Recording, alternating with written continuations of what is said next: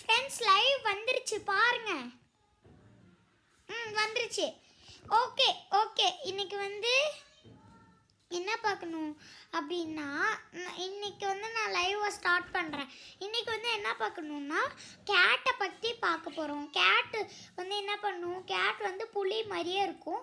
அதோட வால், சிங்கம், கரடி அந்த மாதிரி இருக்கும். கேட்டு டெலிஃபோனை பற்றி பார்க்க போகிறோம். டெலிஃபோனில் என்ன இருக்கும், ஃபோன் மட்டும்தான் பேச முடியும். அதில் வந்து மேப் பார்க்குறது ஈஸி, ஃபோன் பேசுகிறது ஈஸி. அவ்வளோதான் டெலிஃபோனில் ரொம்ப ஈஸியானது.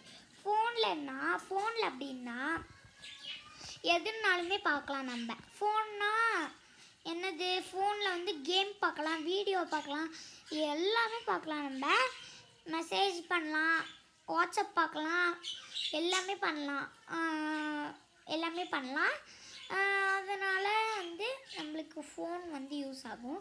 டேப் எதுக்கு யூஸ் ஆகணும்னா, டேபும் ஃபோன் மாதிரி யூஸ் ஆகும். ஆனால் பெருசாக இருக்கும், கை வலிக்கும். அதுக்கு ஏதாச்சும் முக்கியமான வேலை தான் பண்ணணும் டேபை வச்சு. அதனால் டேப் வந்து நீங்கள் வந்து அவ்வளோ அவசரப்பட்டு யாரும் வாங்கக்கூடாது.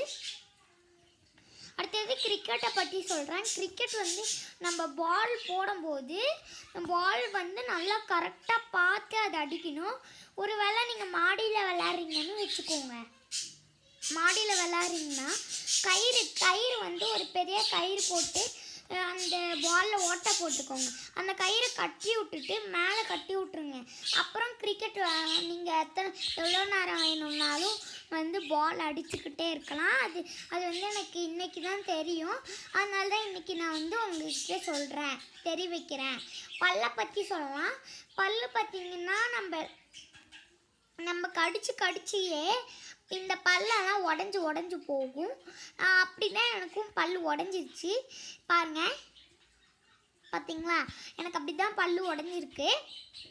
ஓகே, நாளைக்கு லைவில் வரேன். அது வரைக்கும் பாய்.